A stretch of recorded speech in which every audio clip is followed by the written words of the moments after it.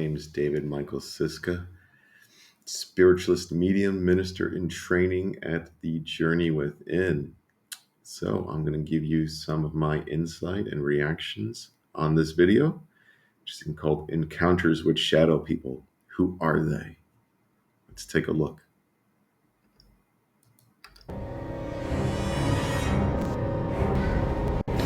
Yesterday, upon the stair, I met a man who wasn't there.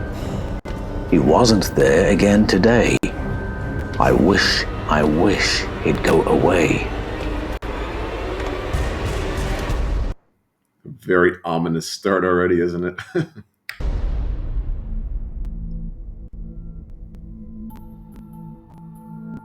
Have you ever seen a figure in your home of someone who wasn't there or shouldn't have been there? Someone who is person-sized but is absolutely black. You cannot see any physical features. It's just like a shadow of a person, and yet super clear. You can point to exactly where that person is. I will definitely admit that I have seen many of them. And I think it's very common that you'll see them like out of the corner of your eye, for example. If you've experienced that, that is called a shadow person. And I'm going to be talking about that today, not from the point of view of trying to prove that it's a real phenomenon, simply to share the kind of experiences that people are having, and then have us think about what these phenomena might actually mean. Now, I'll be completely honest, I didn't take this topic at all seriously until it started happening to my young son. And like most parents, when he reported that when he was walking through the house at night, he could see shadow people, straight away I thought, okay, son, I think you were dreaming, or I think you were in that liminal place in between being awake and asleep, and you're seeing things that are not there.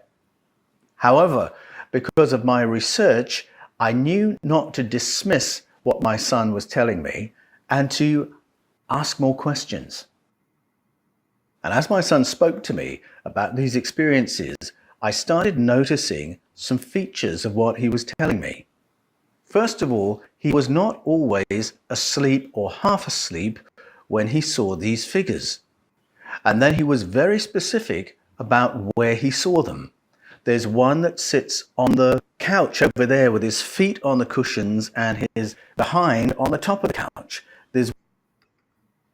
So, right off the bat, it gives me a few impressions. One being of possible residual energies, sort of like echoes in time for people that may have been there in the past.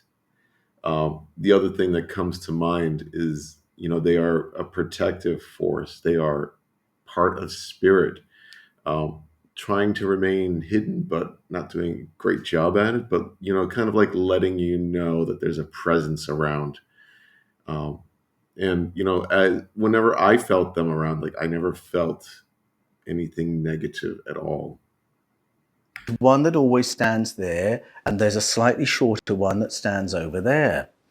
Well, I tried walking through that room in different shades of darkness to see if there was anything he might be seeing in a half-awake state that he could interpret that way, and I couldn't see anything. And then one time he said, one of those things was in the corridor today when I came down to your room. So now it was somewhere else, somewhere he'd never seen it before. And then one time he said, one of those things was in my room last night, and I was absolutely terrified. And instead of saying, son, I think you were dreaming, it was probably a nightmare, I reassured him and said, well, nothing happened, it didn't hurt you or anything. No, and he was somewhat reassured. And then I said, can you draw for me exactly what you saw? And so he drew a shadow figure, human-shaped, but wearing the traditional headdress of a shaman. And when he drew that very precise image, I thought, oh my goodness, that is very specific. And where does my young son know that image from? It's the archetypal shamanic image, Jamiroquai style. And I know I've just shown my age by using that reference, but to give you an idea of what he drew. Well, these experiences continued through the years in different I think it's interesting that um, this spirit person decided to come forward as a shaman. Okay. And I think that tells a lot about, like who they are, what their intentions are. Um, to me, I'm getting like overseer type protective vibes off of, the way that he's describing this one. And to us, of course, living here in the 3D, anything, you know, paranormal in any way is often going to lead to a lot of people being scared of it. But if you understand that, it's either spirit or some type of energy echo, there's nothing to be afraid of in this case. Different rooms in different houses at different ages. And the pattern was the same, that he would see these figures, they would be looking at him, but there was never any interaction. There was never anything that happened that really gave him cause to be afraid. Now, initially, I was willing to write this off as just one of those things that we experience as children, that our brains are trying to interpret the world around us as we're growing up, and it will fill in some gaps and make some mistakes from time to time. Except that my research path began intersecting with what my son was telling me. Now, my studies are in the field of ancestral narratives and how they speak to our place in the cosmos, our origins as a species. And as I've studied indigenous story and ancient biblical story and narratives from cultures all around the world, I've come to the conclusion that you and I live in a world of far more company than we generally acknowledge. And it's not difficult for me to believe that there may be entities around us that we don't perceive with. It's absolutely true. Whether you're talking about, people in spirit, whether you're talking about possible echoes in time from energy.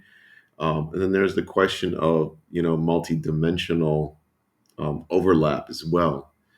Um, and if you want to even explore it further, you could be looking into, sort of extraterrestrial type of entities that might be observing as well.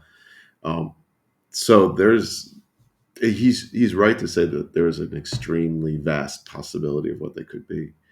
But you would know, if it happened to you, you would feel the energy off of it. So let's see what else he has to say. Our five physical senses. Now, anyone who's shared their home with a cat or a dog will be familiar with this. And you'll hear people say, my dog, round about the same time every evening, will react as if a person has just walked through the room. And it will follow them to the window, growl a bit at them, and then follow them as they walk out the room again. Cats and dogs seem to perceive movement that we don't perceive. Absolutely, and they can feel the energy. For example, almost every single time I go live on this channel and do a reading, especially mediumship, I hear the dogs around start barking. Sometimes they react as if it's a threat, and sometimes it's more a puzzled, what are you doing here kind of look. And I think you'd be hard pressed to find a dog owner or cat owner who hasn't concluded that a cat's eyes and a dog's eyes and the frequency of their brainwaves enables them to perceive entities that you and I don't perceive. And as long as they don't interact with us or scare us or do us any harm, we're happy to live with that belief. It doesn't bother us. And shadow people is that kind of a phenomenon for many people. Through my work in coaching, I've learned it's not just children who have this experience, it's adults too. And it's not just experiences at nighttime or after dreaming or in that liminal space between being awake and asleep. People see these entities in broad daylight. And from time to time, they might even attempt to capture them on camera. A friend of mine, who is an Aboriginal Australian, when he goes walkabout, says he can often see shadow people observing him from the forest. And he has sent me images of what he has seen while. Actually, I've most of the time where I feel that I've seen them has been out in nature or in the forest while hiking. Like I'll go around a corner and I will almost feel as if the shadows are watching, for example. Not in a threatening way, but you can feel that there's someone there. Out on walkabout. He's not afraid of them. He's not quite sure how to interpret them. He's not sure what they are, simply that they observe him.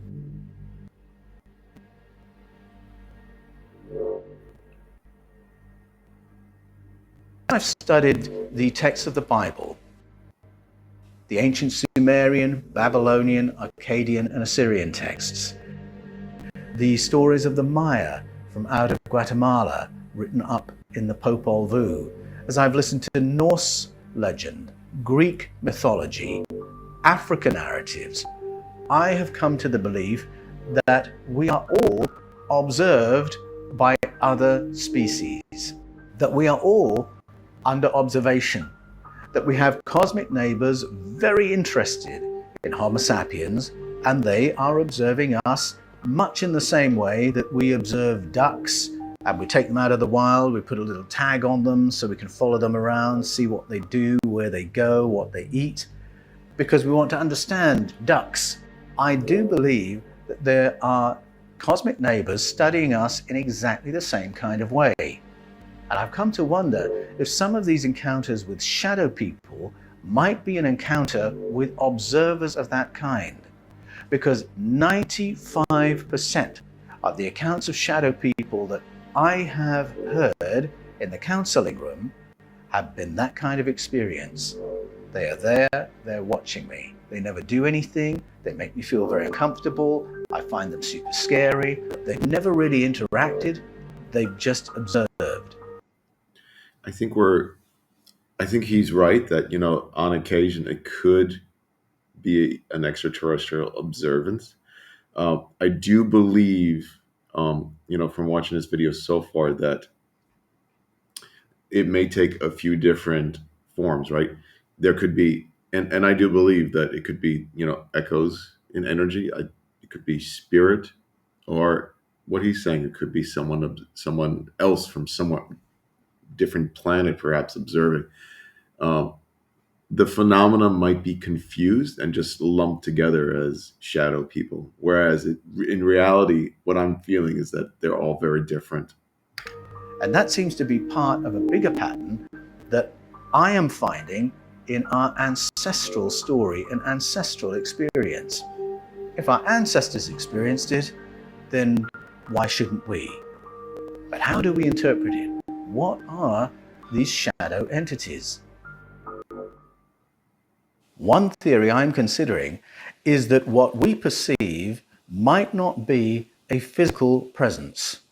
It might be the projection into our perceptual field of an entity in a parallel dimension, or who operates on a frequency that is visible to the eye of a dog or the eye of a cat, but not visible to our eye. I mean, we only see this portion of the spectrum of radio waves. A cat sees another spectrum, a dog sees another spectrum. Could it be something like that? And one of the reasons I think it might be a shadow or a projection of a being in another dimension is because of something very surprising that I have heard in the coaching space. Now, I've coached many people who've had shadow people encounters, and by total coincidence, people around the world have told me the same hack that they have discovered for disrupting these appearances. And it is the playing of a shortwave radio in their room. Now, my dad used to listen to shortwave radio all the time because that was the only way he could listen to the BBC World Service. And I've heard of people who will have the radio on shortwave, and turn the volume right down so they can't hear anything. But as long as they're doing that, these apparitions are discontinued. It does sound like, in that specific case, that, whatever that might be, that, they're matching the frequencies, which kind of, I believe they're still there, but they overlap with the frequency and we won't be able to perceive them. I find that fascinating, and it just makes me wonder if there's something to this idea of shadow people being a projection that can be disrupted through disrupting the sound, radio, or energetic environment of the room. Yet there are aspects to this experience that suggest it is something other than an energetic phenomenon or a projection phenomenon, that these beings might be something other than mere shadows. One of my clients experienced visitations from shadow people for 10 years while he was living in the UK. He then emigrated to another country, and for the whole decade he was living overseas. No more visits from these disturbing shadow people in his home. When he returned to the UK, he moved to a completely different part of the country to where he lived before. But as soon as he was back in the UK, the visitations of the shadow people started up again. And it was only by using that shortwave radio hack he was able to put a stop to it. Now, I find that fascinating. Again, it suggests observation, and it may be observation of a location rather than a tagging of particular individuals. It also makes me think, moving back to the UK, the history, the amount of people that may have lived there, the echoes of energy that it may have happened at those locations. It's probably very high. So it's probably more likely that, you would see that in towns or places on this earth that have a very long population history. Now, I said just now, it might not be a pure projection or energetic phenomenon.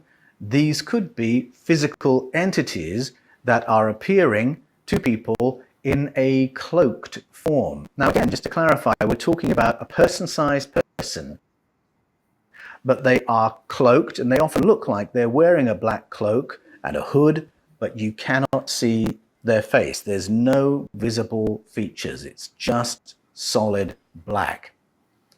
But I know two people who have had physical interactions with these entities.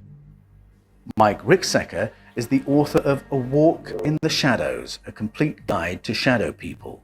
And he tells the experience of being at home as a child and being visited by one of these shadow people.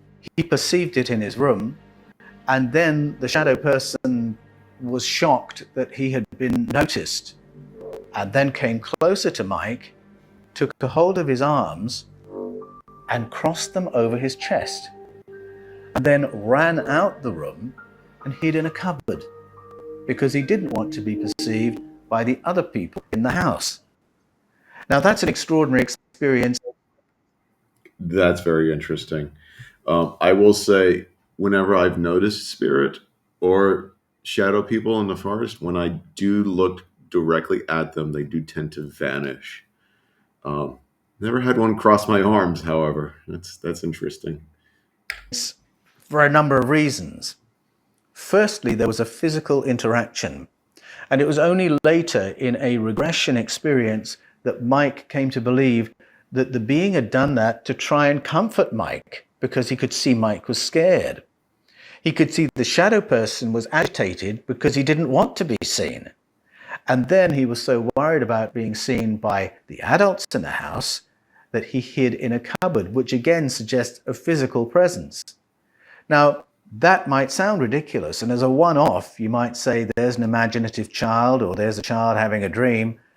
But when you hear more and more of these experiences by children and adults, and you notice the patterns, you begin listening a little differently. I have a friend. It also reminds me of, how many children have like imaginary friends, for example. And the truth is, I don't believe they're imaginary. Okay. So when children do have these imaginary friends, I do believe it's either their guides, their guardians, or, people in spirit, that are there taking care of them. Um, and we just explain that as, oh, the child has an imaginary friend. Whereas to the child, it's very real. Whose name, we'll call him Jim. When he was a young boy, he was very ill. His body was unable to absorb nutrients from his food and came to the point where his health was really failing. He was placed in hospital in a special care unit. his health was so fragile that his mother was allowed to sleep in the adjacent room in the hospital. And then one night, his mother saw a black, cloaked figure walk into the room with the babies and toddlers in it. She thought she was seeing a nun in a black habit. And the figure walked up to Jim's crib, bent down and lifted him up. Oh, that's just giving me goosebumps right now. I do believe what they're witnessing here is a healing type entity. Okay, um, probably either one of the children's guides, um, and the kind of what I'm feeling right now is that she's actually seeing a nun that's passed, that's coming back to bless the children, to come back to offer healing to them. That she's still being of service. So to me, I think this is really beautiful. And just held him for a few moments and lowered him back down. When Jim's mum asked the staff, they made very clear there are no nuns in black habits who work in this hospital. What was it she saw, and why was she not more disturbed by what had happened? The main reason she wasn't terrified is because of what happened next. Because from the very next day, Jim's health began to lift. His body started absorbing nutrients, and by the time I knew him, he was a very fit and healthy 25-year-old young man, completely healed from what had happened to him. So there is an interaction with a before and an Mavis Patilla often talked about those in spirit coming forward to offering healing. She would often tell us that they may have been doctors, they may have been in the medical field somewhere or someplace on earth, but they continue their work in spirit. It sounds exactly what this nun is doing here, and I'm actually very curious as to the history of the building. Maybe the past administration did have a religious aspect to the hospital, and maybe they did have nuns. Be interesting to find out. After a physical interaction where the child was lifted up and lowered back down. It's possible that the shadow people phenomenon straddles more than one phenomenon. It could be a projection. It could be an energy-based being. It could be a being in a dimension out of phase with our own, but occasionally it's in phase sufficiently that we become aware of each other. Could be a physical entity cloaked.